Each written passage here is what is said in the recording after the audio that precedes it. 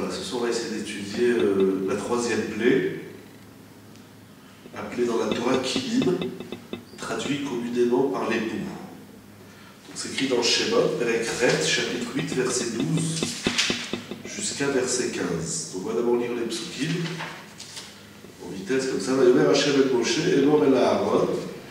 Hashem dit à Moshe de dire à Aaron, Nete et Matera, tends ton bâton, Ve'ach et frappe et afaretz, la terre, la poussière de la terre, Vaya lechilim, et que la poussière se transforme en poux, Bechol eretz Mitzrayim, sur tout le pays de l'Égypte. Vaya asuchen, ils firent ainsi. Et donc, Vaya taronet ledre bateou, il étend sa main avec le bateau, il frappe la terre, et il y a l'époux qui atteignent l'homme, les animaux. Quand la Phararet s'est avec Israël, toute la poussière de la terre s'est transformée en poux en Égypte. Donc,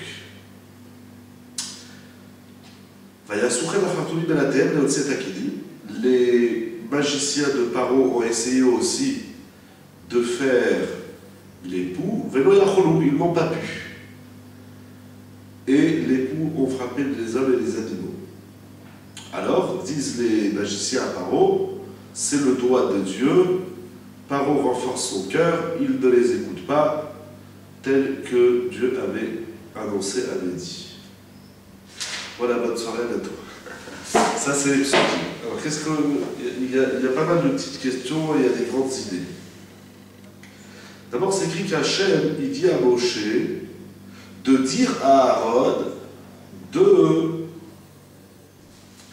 prendre le bâton donc pour frapper la terre pour qu'il y ait l'époux. C'est la troisième plaie, Dat Sephardéa Kilim. Là aussi, il dit Rashi, je vais le lire dans le Midrash directement. Amar Abitadroum. Rashi ramène le nom du Midrash.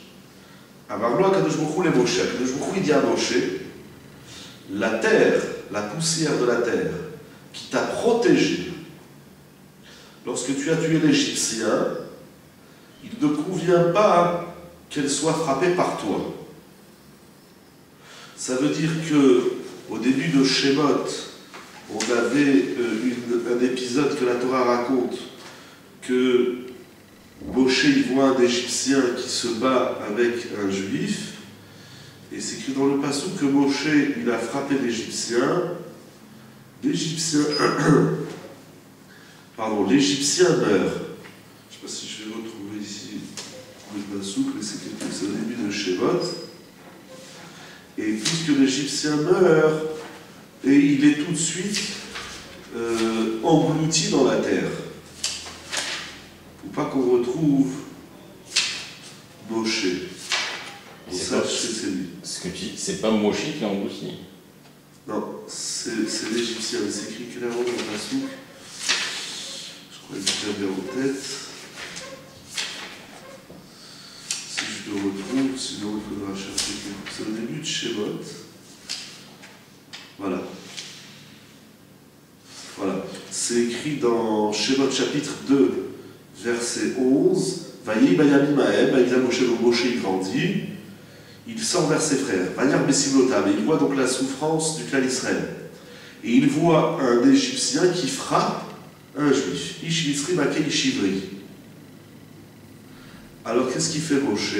Vayar et Mitzri, il tue l'Égyptien, Vaitmedehu Bachol, et il l'enfouit dans la terre. Il y a un épisode qu'il faut approfondir davantage certainement.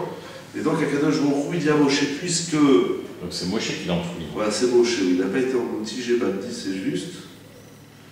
Puisque la terre, tu étais bien content qu'elle soit là pour enterrer l'Égyptien, alors il ne convient pas que ce soit toi qui la frappe. Il dit le Midrash, les Fichaf la couche alors Shmakotelou à l'idée Aaron. C'est pour ça que les trois premières plaies, elles sont effectuées par Aaron. Donc Donc encore une fois, on voit ici, on l'avait déjà vu dans le sang, dans les grenouilles, et on le revoit dans les poux. Moshe, il est ici face, encore une fois, à une situation de hakaratatov, de reconnaissance, de prise de conscience, c'est-à-dire à partir du moment où j'ai tiré profit de quelque chose, je ne peux pas lui faire du mal. Même si l'enjeu des plaies est immense, comme c'est écrit dans Vaïra, dans Bo, l'enjeu des plaies de l'Égypte est immense, aussi bien vis-à-vis des Égyptiens que vis-à-vis du clan d'Israël, ou que, encore plus, comme c'est écrit, afin que tu saches que je suis le Dieu de la terre, vis-à-vis d'Akadosh Baruch Hu, mais malgré tout, Moshe Rabbeinu, il n'a pas le droit d'intervenir. C'est-à-dire qu'on ne fait pas quelque chose de négatif pour obtenir quelque chose de positif. Ici le négatif, c'est que Moshe ne peut pas passer outre la mida de la Hakaratatov, de la gratitude, même si c'est la terre, mais il ne peut pas passer outre la mida, la vertu de Hakaratatov, même si le bénéfice est immense. On ne construit pas quelque chose de positif sur du négatif. Ça fait 3 fois qu'on le voit, encore une fois dans les 3 premières plaies. Il faut réfléchir pourquoi on a besoin de ces 3 plaies, de ce triple enseignement. Parce qu'ici, il aurait pu parler directement à Aaron. Non, il va dire à Moshe. D'ailleurs, dans le passouk suivant, c'est écrit « Et ils firent ainsi ». Bien que ce n'est que Aaron qui étend la main et donc qui fait surgir les poux. Mais c'est quand même écrit « Vaya Asouchen ». C'est très surprenant, je n'ai pas trouvé une explication dans les Mefarshim pourquoi c'est écrit Vaya Asouchen. Alors on peut dire comme ça, effectivement, on peut dire « Ils firent ainsi », c'est Moshe, il a parlé à Aaron, et Aaron, il a frappé la terre. Et comme ça, il va expliquer le Even Ezra. Mais on sent quand même que le Vaya Asouchen, on a l'impression que c'est sur la plaie elle-même. En vérité, la plaie aurait dû être effectuée par Moshe, mais Moshe ne peut pas le faire. Parce que, donc on ne construit pas quelque chose de positif, c'est-à-dire ici la plaie et tous ses messages, en passant outre une mida, ici la mida de la Karatatov. On ne peut pas faire du bien sur du mal. On ne peut pas construire quelque chose de positif si on commence par du négatif. Ça, c'est la première idée. La deuxième idée qu'on voit dans les poux, c'est très important, ça veut dire que dans la vie, comme on dit, l'objectif, le but ne justifie pas le moyen. C'est pas parce que je dois arriver à quelque chose, à un objectif, que tous les moyens sont permis. Il faut qu'aussi bien l'objectif que le moyen soit convenable. Si je fais quelque chose d'inconvenable, même si c'est pour atteindre quelque chose, un objectif important, majeur, c'est pas bon. L'objectif, il est abîmé s'il passe par des comportements indignes. C'est ça qu'on voit ici. Comme on dit, la fin ne justifie pas les moyens. Qu'est-ce que tu fais? Tu voles. C'est pour donner aux pauvres. Et alors, tu veux aider les pauvres. Razak, mais on ne fait pas quelque chose de négatif. Mais encore une fois, il faut comprendre, pour l'instant je n'ai pas une idée très claire, il faut comprendre pourquoi ça se répète 3 fois sur le sang, les grenouilles et les poux. Première idée. Deuxième idée, pourquoi les poux? On a déjà vu qu'on connaît cette idée de Mida Keneged Mida, c'est-à-dire qu'Akadosh Baruch Hu, le comportement d'Akadosh Baruch Hu vis-à-vis de l'homme, ce qu'Akadosh Baruch Hu donne à l'homme, c'est le reflet de lui-même. Donc, de lui-même, je veux dire de l'homme. C'est-à-dire, si l'homme, il a ça, il obtient ce qu'il obtient d'Akadosh Baruch Hu, ça n'est que le reflet de lui-même. L'homme, il n'a pas à s'en prendre à Akadosh Baruch Hu, pourquoi Hachem il a fait ça, pourquoi Hachem il n'a pas fait ça. Change, Akadosh Baruch Hu, il changera. C'est comme ça. C'est comme le couple. Celui qui veut que sa femme elle est gentille, lui fait à manger, etc., il n'a qu'à être gentil avec elle. On sait que dans le chinouk aussi, c'est comme ça. Dans l'éducation, on récolte ce qu'on sème. C'est une règle d'or, de base. Ça, tout le monde sait le dire. Après, oui, pourquoi il a fait ça? Il a fait que le reflet de ce que l'homme il est lui-même. Mida Keneged Mida. Alors ici, pour que il a envoyé les poux. Où est-ce qu'on voit la notion de Mida Keneged Mida? Dans les poux. Il continue le Midrash. Là-bas, il dit à l'Aem Kilim, Les filles chez Samou, Israël, Bechabde, Choussot ou Shvakim. Les filles n'est pas Afaram, les Kilim. Les Chofrim, Amalaba, Velo Ayasham, Afar. Donc, d'après le Midrash Rabbah, parce que les Égyptiens avaient, donc, dans l'esclavage qu'ils avaient soumis, auquel ils avaient soumis les bénis d'Israël, il leur avait imposé de balayer les rues. C'est pour cela que la poussière de la terre, pour les Égyptiens, est frappée.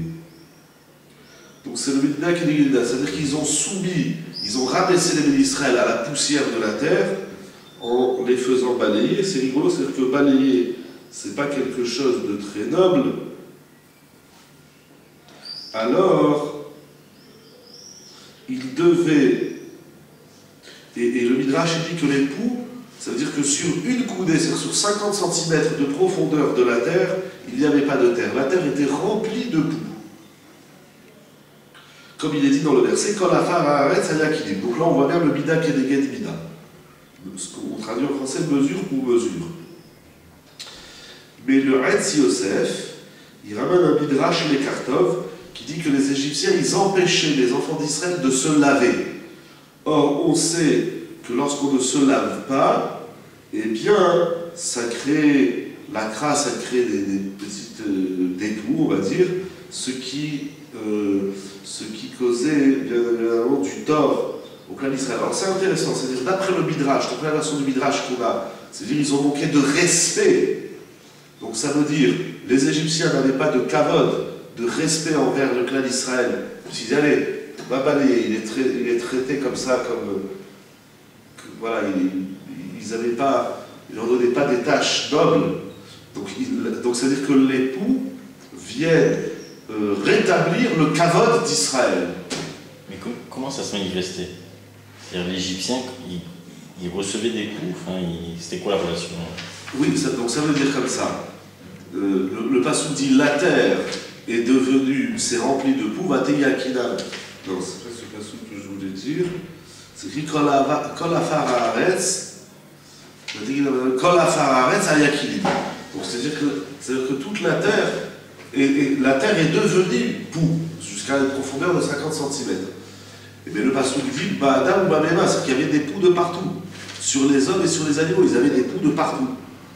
Dans leurs cheveux, dans leurs habits, sur le corps, et des poux de partout. Un pou, c'est pas méchant, mais c'est très dérangeant, ça pique, c'est sale, c'est répugnant. Mais donc il y avait deux idées, puisqu'ils ont réduit les Israël à des tâches, ils les ont traités avec mépris. Alors je pourrais les envoyer quelqu'un qui a des poux, par exemple à l'école, ou même au travail. Ben, quelqu'un arrive et je sais pas ce que j'ai des poux. Tout de suite on dit ah c'est dégoûtant. Hein, en quarantaine. Voilà, en quarantaine. Il y a une répugnance dans le pouls, c'est pas méchant, c'est pas. Ça fait pas des maladies, etc. Mais tout de suite il y a un sentiment de ah c'est dégoûtant. Et donc les Égyptiens, il les a rendus dégoûtants.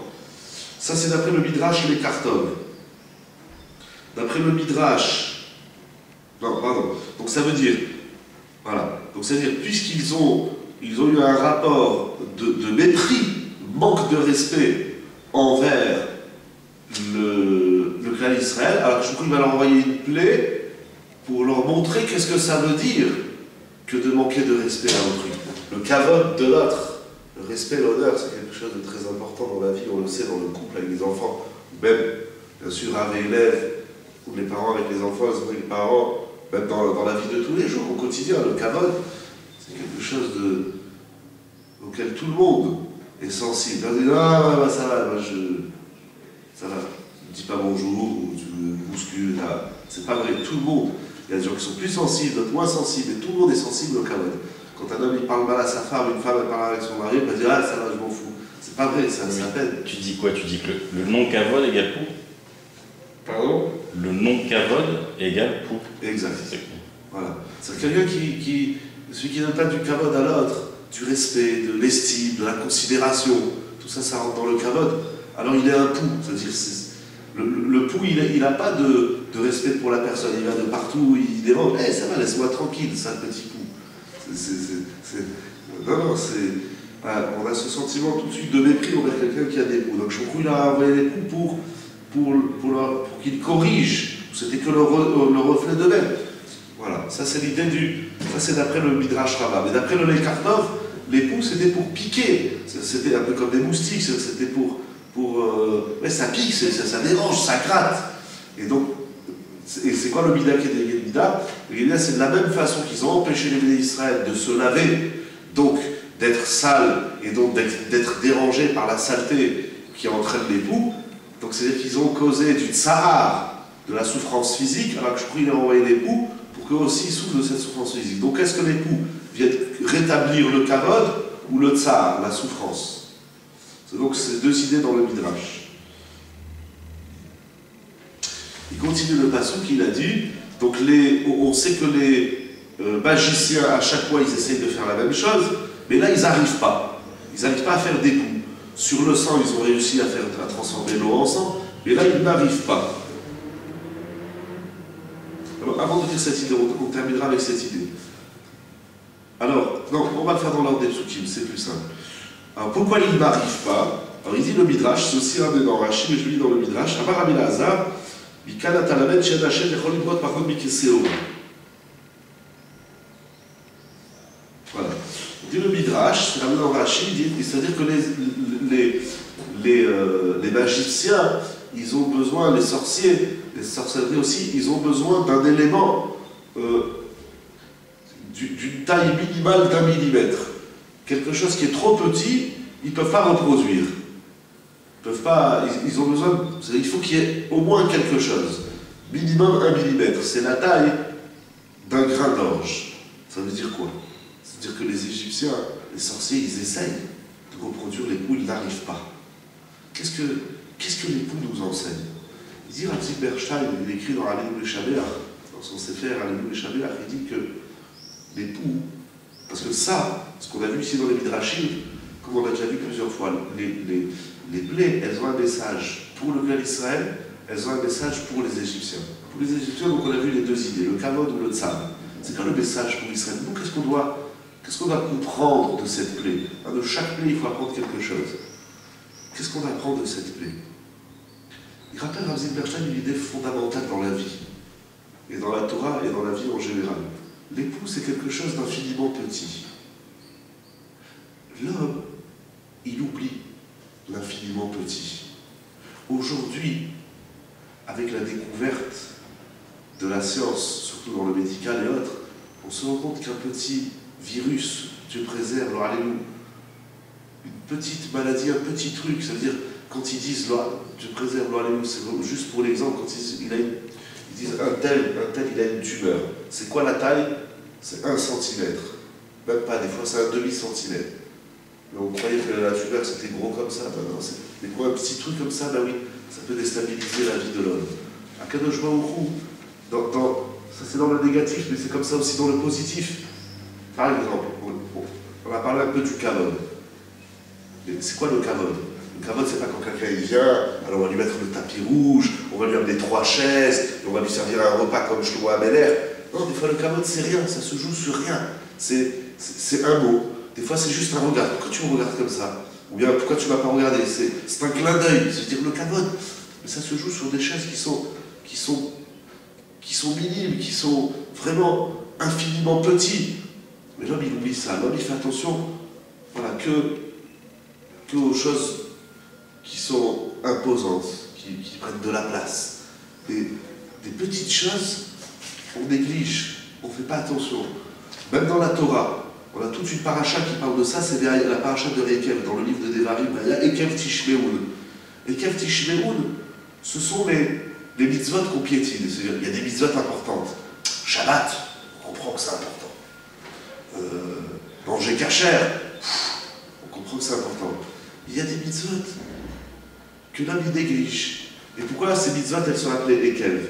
Ekev, c'est le talon. J'ai vu une explication d'un rave qui a écrit un sefer qui s'appelle Ohel Moshe, un rave en Amérique, j'ai oublié le nom de ce rave. Rav Moshe, j'ai oublié le nom de l'auteur. C'est un contemporain qui vit aux États-Unis, écrit des livres très intéressants sur beaucoup de choses, s'appelle Ohel Moshe. Il dit Ekev, c'est le talon. C'est comme le talon. Il dit le talon, c'est la partie du corps la plus éloignée de la tête, du sechel. C'est-à-dire, oui, c'est le point le plus qui est à l'opposé de l'intelligence, de la réflexion. Donc il dit c'est ça lesquelles. Lesquelles, c'est les choses qu'on fait sans même réfléchir. On ouvre une porte, on ferme une porte, voilà, je ferme la porte, mais je ne me pose pas la question s'il n'y a pas quelqu'un derrière. Et l'autre qui vient avec son café, j'ai fermé la porte normalement. Au contraire, je pense que je suis poli, j'ai fermé la porte. Mais je n'ai pas fait attention qu'il y a peut-être quelqu'un derrière. Donc c'est des choses qu'on fait sans réfléchir. C'est ça le haïkev. C'est ça l'infiniment petit. Des petites choses, oh ça va, qu'est-ce qu'il y a? On mange des pâtes, on envoie une petite tache de tchouchouka sur la chemise de l'autre, ah ça va, c'est une petite tache. Mais dès que les choses, elles nous arrivent, moi sur ma chemise, il y a une petite tache de tchouchouka, je peux rentrer dans une colère, ah qu'est-ce que j'ai fait? Ah c'est rien, c'est une petite tache. Il ne faut rien négliger. Ici, à Kadosh Baruch Hu, il a envoyé les coups pour montrer aussi bien aux Égyptiens qu'au clan d'Israël, qu'à l'homme en général, que d'abord Akadosh Baruch Hu, il est de partout. Akadosh Baruch Hu, il est dans l'infiniment petit. Et si Akadosh Baruch Hu, il est dans l'infiniment petit, bien sûr, Akadosh Baruch Hu. Pourquoi, par exemple, j'ai vu une fois une question, si je ne me trompe pas, c'est Rabbeinu Yonah, dans un Sechet Brachot, qui pose la question. Il dit pourquoi tous les mois on fait la bracha sur la lune, Birkat Alevana, et on ne fait pas la bracha sur le soleil? Sur la bracha sur le soleil, c'est tous les 19 ans.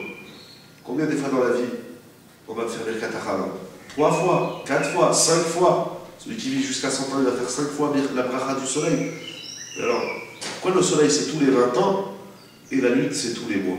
Quelle est la différence? On ne s'est pas posé cette question. Hein. On fait des choses parce que là, c'est écrit dans le livre, page 300, je ne sais plus combien, et vous ferez la prière de la lune. Ok, et le soleil, il est où? Il y a plusieurs réponses. Plusieurs réponses très intéressantes. Mais ce soir, dans le discours de ce soir, on va dire comme ça. Le soleil, on le voit tous les jours. Celui qui a besoin de faire une bracha sur le soleil, il a un problème, il a un souci. Bien sûr, dans les prières du matin, il y a la bracha de Yotzer HaMeorot. Mais tous les jours, on parle des bénédictions avant le schéma, c'est les bénédictions sur les luminaires. Bien sûr, on fait une bracha sur le soleil. Mais tu vois pas, tu dis, t'as vu, il y a le soleil. Ouais, ben c'est normal. Le soleil, tu peux même pas le voir. Un peu, tu le vois et il te crame. Il te crame les yeux. Ouais, et puis quand il fait chaud, ça y est, c'est l'été, on dit, ah, on n'en peut plus. Le soleil, tu l'as pas vu, tu te rappelles qu'il est là. Pas tellement besoin de faire une bracha. Il est là, tu l'as vu. Mais la lune, on la voit moins. On vit moins. D'ailleurs, qui est la lune? Qui n'est pas la lune? Ça ne nous change rien. À part les Russes et les Américains qui savent nous inventer sur la lune, on ne comprend pas très bien le sens de la lune ou des étoiles. Pourquoi on ne fait pas une bracha sur les étoiles? Je ne sais pas. Bonne question. Ce soir, on a parlé de la lune. Sur les étoiles, il faudra trouver une réponse. Je ne sais pas, ça vient comme ça. Non, pourquoi pas de bracha sur les étoiles? Je ne sais pas. Sur l'étoile filante, il y a une Mara qui dit que l'étoile filante, on parle de l'étoile lumineuse, l'étoile c'est encore plus loin. Bon, ce soir c'est la lune, allez. Parce que la lune, elle est plus petite que le soleil.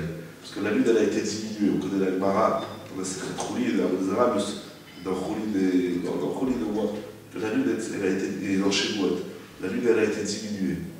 Ah, donc c'est plus petit. Sur le grand, je sais que tu vas faire une bracha. Tu ne vas pas faire, de toutes les façons, tu ne peux pas passer à côté du soleil. Mais la lune fait une bracha. Ne néglige pas, ne méprise pas, parce que justement, il ne faut pas tomber. C'est-à-dire, si tout le message, d'après le Midrash Rabbah, si tout le message des poux, c'est le message du kavod, donc qu'est-ce qu'on apprend ici? Qu'il faut respecter même les choses qui sont infiniment petites. Des fois, vis-à-vis de l'autre, on fait quelque chose, on lui prend un petit bout de papier. Mais qu'est-ce que tu fais? Ah, ça va, c'est rien. Sur quoi c'est rien?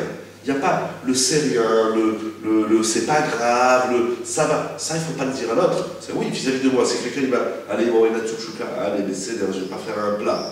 Il m'a pris un bout de papier, mais c'est il m'a pris mon stylo. Allez, on ne va pas faire la guerre. Mais dans le rapport que j'ai avec l'autre, je ne dois pas respecter seulement sa BMW, ou sa Harley Davidson, ou sa Rolex. Non, il faut tout respecter. C'est à autrui. L'autre, dans l'infiniment petit, il faut le respecter.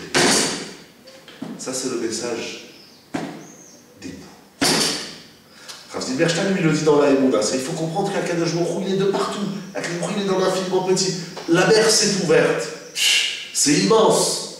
Akadosh Baruch Hu, il a fait tomber la manne pendant 40 ans. C'est immense. D'ailleurs, on va finir avec une idée sur les sorciers. Mais dans l'idée, ça c'est par rapport à Akadosh Baruch Hu. Il faut apprendre à Akadosh Baruch Hu de partout. L'homme, des fois, il attend de voir des grands miracles. Il attend de voir des choses grandioses.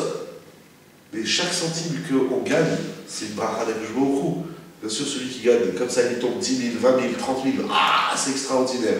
Mais sur chaque centime que tu as gagné, qu'Akadosh Baruch Hu t'envoie, ça aussi, il faut voir la grandeur, l'intervention et la main d'Akadosh Baruch Hu. Ça, c'est dans notre rapport d'où Israël vis-à-vis d'Hachem, dans la Emouna. La Emouna, ce n'est pas seulement les grands événements, Matan Torah, Shavuot. C'est même dans l'infiniment petit, il faut voir Akadosh Baruch Hu. Dans chaque petite chose de la vie, il faut voir et on peut voir Akadosh Baruch Hu. Dans l'idée du Kavod, pour aller dans la suite du Midrash, quand le Midrash il dit oui, donc il a envoyé les poux pour frapper les Israéliens parce qu'ils ont traité Israël avec mépris, c'est ça le Kavod. Le Kavod, c'est apprendre à respecter l'autre dans l'infiniment petit. Dans l'infiniment grand, c'est pas shoot. Quelqu'un qui rentre, bonjour, shalom aleichem, quand c'est les parents, le rave, on se lève. Mais dans l'infiniment, dans les petites choses qui pourraient, comme l'Agmara elle dit, des fois, par exemple, se moucher. Vous vous rappelez, une fois on a dit l'Agmara dans la Sechet Ragiga, des fois on se mouche, on est là, je m'excuse, on parle des coups et tout ça, c'est peut-être pas très propre. Il y a de la Torah même dans ça. Ou même, c'est écrit dans le Mishnah Berurah, pardon que je dis, mais c'est écrit dans le Mishnah Berurah, c'est écrit quelqu'un qui va aux toilettes, il doit se soucier de celui qui va venir après, il ramène au nom de Rabbi Akiva hier, il dit, mais ça va quoi? Fais ce que tu veux, mais pense à celui qui vient derrière. Ça va, c'est des petites choses, de toutes les façons, on n'est pas dans un lieu très propre, mais on l'a rendu sale, parce qu'on se tient mal. Voilà, apprendre à respecter l'autre dans l'infiniment petit. Ça, c'est le message des poux. Et d'ailleurs, ce qui est intéressant, c'est que le passou qui fait, il termine et il dit, donc les sorciers ils disent à Paro, Etzba Elohim. On voit ici le doigt d'Akadosh Baruch Hu. Ils n'ont pas dit la main. On sait que plusieurs fois c'est écrit Yad, des Yad Chazaka, ou Bizroa Netouya, c'est par une main forte et par un bras étendu. Et ils ont dit c'est rien, c'est le doigt. C'est quoi le doigt? Ils ont voulu, c'est écrit dans les Rishonim, c'est écrit dans le Ben Ezra, c'est écrit dans le Ramban, c'est écrit dans le Netziv. Les Mefarchim disent que les sorciers, ils ont négligé. Ah, ça va. De toute façon, c'est des poux, même si Dieu n'intervient pas, entre guillemets, les poux, ils viennent, et c'est un peu sale, paf, il y a des poux. Et ils ont minimisé. Et c'est pour ça que Paro, finalement, il ne voit pas la grandeur de l'événement ici. Et puisqu'il ne voit pas la grandeur de l'événement, il renforce son cœur, il endurcit son cœur, et il ne veut plus écouter Moshe Aaron. Vélo Shabbat, et qu'est-ce qu'il y a? Il y a des poux. Il dit alors, on va passer du détergent, on va passer des produits, on va passer toutes sortes de choses, et les poux ils vont partir. On va faire des lotions contre les poux, et les poux ils vont partir. C'est-à-dire que les sorciers, les Khartoumim, ils ont minimisé. Et d'ailleurs, ce qui est ici intéressant, c'est que le Even Ezra, ils ont tellement minimisé qu'ils ont dit c'est pas du tout l'intervention d'Hachem.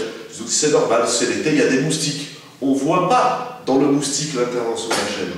On ne voit pas dans les poux. Quand il y a des poux, on dit oulala, il faut que je me lave vite les cheveux. Pourtant je les lave.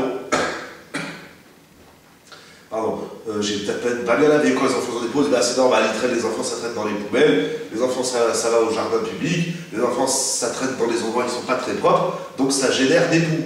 Donc le Even Ezra il dit que d'ailleurs Elohim ici, Etzba Elohim, c'est pas le doigt de Dieu, c'est le doigt, c'est le bazar, ils ont dit c'est comme ça, c'est comme ça, c'est la nature qui a créé des poux. Donc ils ont voulu tellement minimiser qu'ils ont complètement mis Akadosh Baruch Hu de côté. Le Ramban il dit, non, ils ont reconnu que ça vient d'Hachem, mais ils ont dit, bon, ça vient d'Akadosh Baruch Hu, mais c'est quand même pas l'eau qui sont transformées ensemble. Ça c'est quelque chose de grandiose. Ou les grenouilles, ou d'autres choses qui vont se passer après. Mais les poux, bon, d'accord, c'est Dieu qui envoie les poux, mais c'est pas besoin de faire un plat de ça. C'est tout l'enjeu ici, c'est quelque chose où il dit, allez, vous continuez dans le mépris. C'est-à-dire le mépris de l'homme, puisque vous les avez fait des balayeurs de rue, le mépris d'Akadosh Baruch Hu, parce que quand il se passe quelque chose, on dit, bon, ça va, c'est pas extraordinaire. Il y a des gens qui leur font des grands miracles pour Akadosh Baruch Hu. L'art de la Emouna, écrit dans tous les Sfarim, l'art de la foi, l'art du bitachon, de la confiance en Dieu, c'est de voir Akadosh Baruch Hu dans l'infiniment petit, dans les petites choses, dans les choses que tout le monde néglige. Il y a des choses que tout le monde néglige, que l'homme néglige. Comme le talon, on y pense même, ah ça va, j'ai pas pensé. Mais pourquoi tu as mis ça là ou là, ça s'est abîmé? Ah ça va, j'ai pas pensé. Ah excuse-moi. On bouscule quelqu'un dans la rue, on dit vraiment je suis navré, et on s'en va. On néglige, on vit dans le mépris. Mais ça a un double sens. Ça a un sens aussi bien vis-à-vis d'Akadosh Baruch Hu. Il ne faut rien mépriser. Tout. Dans toute chose, il faut apprendre que J'ai entendu une fois au nom du Harizal, je ne l'ai pas lu, mais c'est quelqu'un qui m'a rapporté ça, que le Harizal, il dit on n'a pas le droit d'arracher une feuille d'un arbre. Tu vois, un arbre, un oranger, un cerisier, là, c'est l'été, tu vois, un pêcher, tu vois, un cerisier. Ben, tu arraches une plante. Si c'est pour offrir une fleur à ta femme, la brille, offrir une belle fleur, pas besoin d'un cerisier en fleurs, puis oh, c'est vrai, je vais lui offrir une branche. Ou je vais mettre à la maison, ça décore, voilà. Mais c'est un, on passe à côté d'un arbre, on arrache une fleur. Il dit le Harizal, comme ça on va raconter le Harizal, il dit c'est grave, pourquoi tu as abîmé la fleur? Ben ça va, il y a un arbre, il y a combien de fleurs dans un arbre? 10 000, 100 000, 1 milliard, je ne sais pas. Qu'est-ce qu'il y a? Ah ben j'ai pris une fleur. Il dit, mais pourquoi tu l'as abîmé la fleur? Le Sefer HaChinuch, Benoît Aaron Halevi, il écrit comme ça dans le Lav de Baltashrit. Dans la Torah, dans les 613 commandements, il y a un commandement qui dit qu'on n'a pas le droit de détruire. On n'a pas le droit de détruire, on n'a pas le droit d'abîmer les choses. Baltashrit. Aujourd'hui, on traduit par le gaspillage, parce qu'on traduit Baltashrit. Il dit le Sefer HaChinuch, Afilou Gargir Shem Melach, même un grain de sel détruit comme ça pourri, gratuitement. Voilà, je prends du sel, je jette. Ça s'appelle Baltashrit. Il n'y a pas de quantité dans la Avera. C'est toute chose qu'on détruit, même un grain de sel, Afilou Gargir Shem Melach. Ça s'appelle Baltashrit. On est dans un monde où il faut tout respecter, pas seulement les grandes choses et les grands personnages. Après, le respect, il va monter en fonction du personnage, si c'est les parents, si c'est les rabbinis, etc. Bien sûr, si c'est le maire, si c'est le président, si c'est le directeur de l'école, si c'est le directeur de la société. Après, le carotte, il change en fonction de la personne. Mais là, lui, c'est des ch'touillottes, pourquoi c'est là? La Gemara dit celui qui ne dit pas bonjour à un pauvre, c'est un voleur. Ça, la Gemara dit dans la sirène de Rachot. J'ai oublié le DAF, je crois Youdalef Aboudben, bon, je ne suis pas sûr. La Gemara dit celui qui ne dit pas bonjour à un ami, c'est un pauvre, c'est un voleur. Je lui ai rien volé, il est pauvre. Et bien la seule chose qu'il a, c'est le bonjour, c'est le regard. Celui qui ne lui dit pas bonjour, c'est un voleur. Voler un pauvre, comment? Devinette. J'aurais dû commencer comme ça. Devinette. Il n'y a pas 10 000 € à gagner. Comment est-il possible de voler un pauvre? Le père lui voler, il n'a rien. Il vit dans un carton et dans un caddie. Tu lui dis pas bonjour, celui qui ne dit pas bonjour à un pauvre, il a volé. J'ai volé. Et c'est tout ce qu'il a. Lui, il a seulement le bonjour que les gens lui disent. Il n'a pas, il ne commerce pas, il ne fait pas du business, etc. Il y a plein de textes, il y a plein de marocs. Mais ça, c'est l'idée. Et donc, cette idée de respecter l'infiniment petit, il se joue aussi bien, il a un sens aussi bien de l'homme vis-à-vis d'autrui. Un homme, jamais il va dire à sa femme, ah, ça va, c'est rien. Ou aux enfants, ah, c'est rien. Un enfant, il a un bobo, ah, ça va, mon fils, c'est rien. Il ne faut pas non plus, ah, c'est grave, vite, il faut appeler. Non, il faut trouver la juste mesure. Mais quand un enfant, il vient avec un problème, il pleure, ah, mon confrère, il m'a frappé, il m'a pris mon stylo. Ah, ça va, c'est rien. Qu'est-ce que c'est? Il t'a pris un bout de papier, et même prends un autre. Non, pour l'enfant, comme ça, il disait Rabbi Israël Salater, il disait lorsqu'un enfant, il est dans sa baignoire, une petite baignoire, et il joue avec un petit bateau, il a pris un Lego, et hop, il fait un petit bateau. Et toi, tu viens, tu lui coules le bateau. Il dit Rabbi Israël Salater, il n'y a pas de différence entre couler le bateau d'un enfant dans sa baignoire que de couler un bateau qui est dans l'océan. C'est la même chose. Lui, c'est son monde, c'est son univers. Son petit bateau là, son petit Lego, son petit bout de carton ou de papier dans sa baignoire, pour lui, c'est un monde, c'est un olam. Et ça, il faut respecter. Donc ça se joue aussi bien au niveau de l'homme vis-à-vis d'Hachem, respecter les éléments de la nature. Même dans son corps, combien il y a de choses qu'on néglige. Oh, ça va, c'est bien, ça va. La Gemara, elle dit, un homme, il n'a pas le droit de se mutiler, il n'a pas le droit de se faire du mal. Ça, il veut se faire du mal ici. Tu vois comment ça fait. Ah ouais, respecte. Qu'est-ce que tu fais? Alors, à sourd, l'homme, il n'a pas le droit de la chabol beatzmo. D'ailleurs, il y a des schémas dans la halakha, des fois, voilà, est-ce qu'on a le droit, par exemple, est-ce qu'on va faire de la chirurgie esthétique? La chirurgie médicale, c'est une chose. Stam, il a préféré, son nez, il est ton, il le veut un peu comme ça, il veut faire un petit design. Alors, c'est des problèmes, c'est des questions dans la halakha. Bien sûr, si c'est quelqu'un que Dieu préserve, qui est complètement déformé, après un accident, même une malformation de naissance, alors il y a un intérêt. C'est désagréable de sortir dans la rue avec une tête toute défoncée. Ok, mais c'est alors ça, ou les femmes, c'est important, l'esthétique de la femme, c'est très important plus que l'homme. Alors ça, mais c'est quelqu'un il a envie de se refaire une oreille. Il dit pourquoi? Il dit je l'aime pas celle-là, je vais la faire carrée, alléluia. Ça tiendra même les lunettes. Qu'est-ce que tu fais? À son la hamon. Un homme il n'a pas le droit de se mutiler, de se faire du mal. Quelle est la quantité? Aucune stade, même une petite coupure, n'importe quoi. À sourd. Donc le respect des petites choses de l'homme vis-à-vis d'Hachem, dans le corps, dans la vie, et bien Adam Lachavenu, dans le rapport de l'homme à autrui. Jamais. Et ce qui est intéressant, c'est que les Égyptiens, ils n'ont pas compris. parce qu'ils ont dit il y a des coups. Ouais, bon, d'accord, et alors, ça va, c'est quoi? C'est que des coups. Ok, ça dérange. C'est que des coups. Ils n'ont pas compris le message. Comme ça, ils expliquent les méfarchés. Voilà, pour les coups. C'est bon. Bah,